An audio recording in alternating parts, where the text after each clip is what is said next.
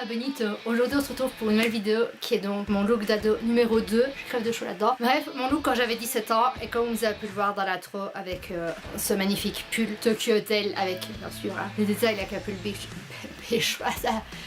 Bill Kulitz et l'intro évidemment sur Shrai. J'étais fan de Tokyo Hotel donc le make-up en dit long. La vidéo suivra, j'espère que ça vous plaira. On a tous eu des looks particuliers durant notre adolescence. Moi j'étais fort influencée par ce que j'écoutais. Voilà, 17, 18 ans comme ça, c'était très tout ce qui était Avril Lavigne, Tokyo Hotel. J'étais une immense fan de Tokyo Hotel, c'était ma vie, c'était exagéré, bref. J'ai décidé de refaire ce look, j'ai voulu mettre, comme j'ai dit avant, un petit t-shirt Tokyo Hotel en dessous. J'ai pas trouvé laquelle, c'est très loin au fond d'une armoire donc j'avais pas le courage de tout retourner, mais je vous ai quand même mis voilà le truc. Et j'avais évidemment, bien sûr, j'hésitais entre les deux, mais je me suis dit que la capuche Bill Kulitz ça le ferait mieux. J'avais évidemment le petit gilet rouge Tokyo Hotel.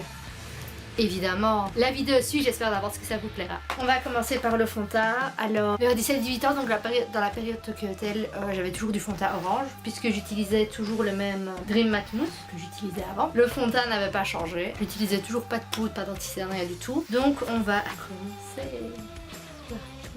Orange.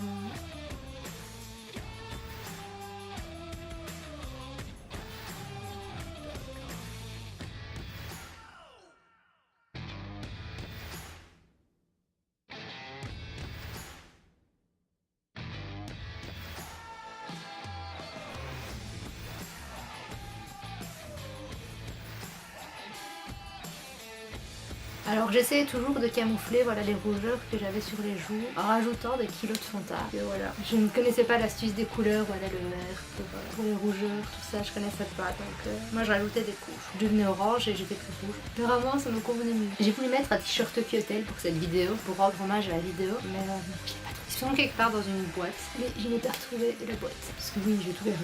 Donc voilà, il me semble que le tas, voilà, je suis suffisamment orange, hein, on ne peut pas faire pire. Donc j'avais ce petit roll-on, ça, une ombre à paupières en roll de chez To Be. Je ne sais même pas si cette marque existe encore. Donc en fait, je l'appliquais, mais là je vais faire au pinceau parce que voilà, le faire au doigt c'est un peu plus délicat. Et je vais être puante. Et je l'étalais au doigt après. Au début, après j'ai connu les pinceaux et je l'étalais au pinceau. Et bien sûr, la règle c'était de toujours l'avoir avec moi comme ça à tous les intercours. J'allais aux toilettes et je me remettais une couche de noir parce que sinon ça n'avait pas de sens. Et non, je mettais pas de fard gras, c'est pour ça que ça faisait des espèces de petits creux comme ça, de petits un peu dégueulasses, de petites lignes dégueulasses. Donc ça coulait bien partout en plus. C'est le genre de truc qui te coulait de partout quoi. Genre tout avait du noir.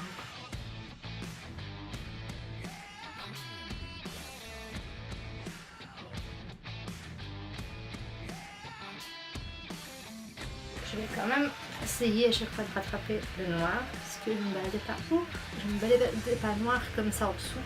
Ça je me rappelle que non, hein, c'était pas une catastrophe à ce point. C'est vraiment la merde en fait ces ombres à paupières.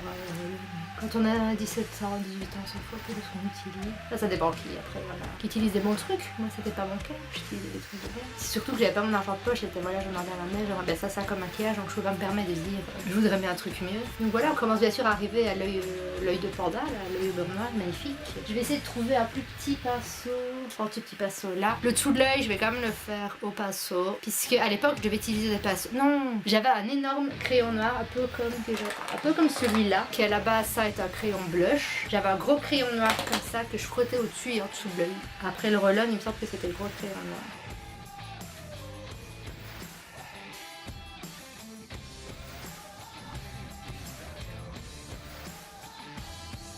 Donc voilà. Et non Sam, parce que je sais que si tu regardes cette vidéo, tu vas me poser la question. Je n'étais pas célibataire même avec un make-up pareil Sam, mon cher ami Sam. J'attrapais des mecs, même avec ça sur la gueule. Et c'était pas Marilyn Manson. Ah, parce que j'ai un ami qui m'a demandé sur mon autre make-up d'ado si j'attrapais des mecs avec un look pareil. Et oui, message à mes ex, je sais pas ce que vous avez dans les yeux. On avait tous des looks un peu approximatifs à l'époque. Je serais sûre comment on peut. C'est vrai quand je vois des photos de mes looks à l'époque, je me demande comment je peux trouver quelqu'un avec qui sortir. Et donc à l'époque Tokyo Hotel, j'étais totalement amoureuse de Bill bien sûr. Donc Bill, si tu regardes cette vidéo, je t'aime. Et voilà, pour faire un peu le blabla pendant que je fais ce make-up.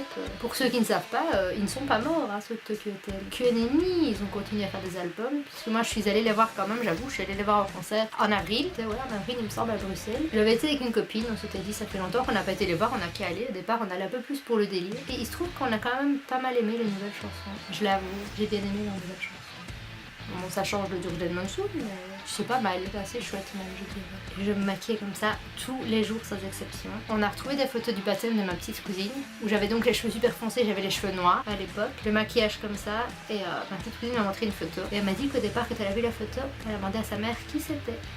C'était moi. C'est beau, n'est-ce pas? Trop de beauté. J'ai l'impression en plus que je l'ai fait assez light, comparé à ce que je faisais dans ma jeunesse. Donc voilà, comme vous pouvez voir, ça ne ressemble à rien, c'est très laid. Mais c'était, voilà, à l'époque, moi je trouvais que c'était le feu. Je serre les yeux comme ça, alors bien sûr le crayon noir dans la muqueuse, sinon ça n'a pas trop de sens. Ce que je faisais aussi parfois, je mettais du noir dans la muqueuse supérieure, donc je levais ma paupière comme ça. Je mettais du noir là au-dessus avant de faire le reste. Là je l'ai vraiment fait comme je le faisais au départ, j'ai amélioré mes techniques avec le temps, en mettant du fard gras, enfin, le gros crayon noir que j'avais, et puis la poudre au-dessus, et puis et j'allais à l'école comme ça. Bon, j'ai un mascara ici, ça devrait faire l'affaire. Miss sportive, mais pas des cils si moches, un peu sec, donc j'ai pas énormément de matière, mais c'est pas si mal pour un produit de l'époque. Alors je sais que voilà, les produits de maquillage ne se conservent en général pas longtemps. Moi j'ai retrouvé cette boîte, elle était comme ça dans ma chambre avec tous les maquillages. Je me suis dit que j'allais tester et puis bon, ma peau réagit qu'elle sera avec la coupe des boutons. Bah, ce sera de ma faute, voilà, respectez bien les dates qu'il y a sur vos maquillages. Moi j'avoue que je ne le fais pas. Spécialement, je respecte pas spécialement les dates des trucs si, voilà. Ici c'est tout des vieux bazars qui datent d'il y a au moins 10 ans et je les utilise encore, donc je sais c'est pas bien. Et je mettais sur mes lèvres, je mettais certainement comme ça. J'ai pas un petit gloss.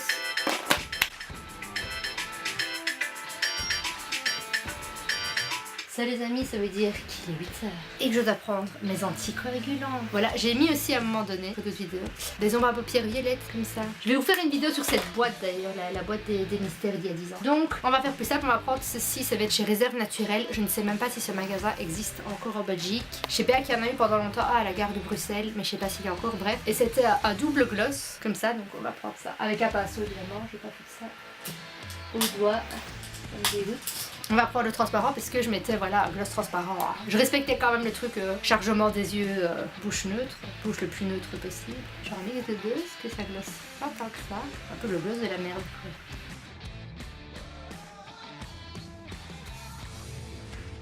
Voilà, Bill Golit il a ramené ce look les amis. Ils ont amené un look de feu. Bah, c'est le look de la moitié des adolescentes. Voilà, de 2007. 2007. Bon, ça glosse pas tant que ça. Ces sensations désagréables sur la bouche. D'ailleurs, yikes, je fouettais ça sur mon yeux. J'ai un gloss plus simple là que je suis con, pourquoi j'ai pas pris ça. Voilà, c'est un peu mieux. Et voilà, final look. Donc j'avais les cheveux un peu comme ça, noirs, il faut les imaginer noirs seulement. Très comme ça en pétard.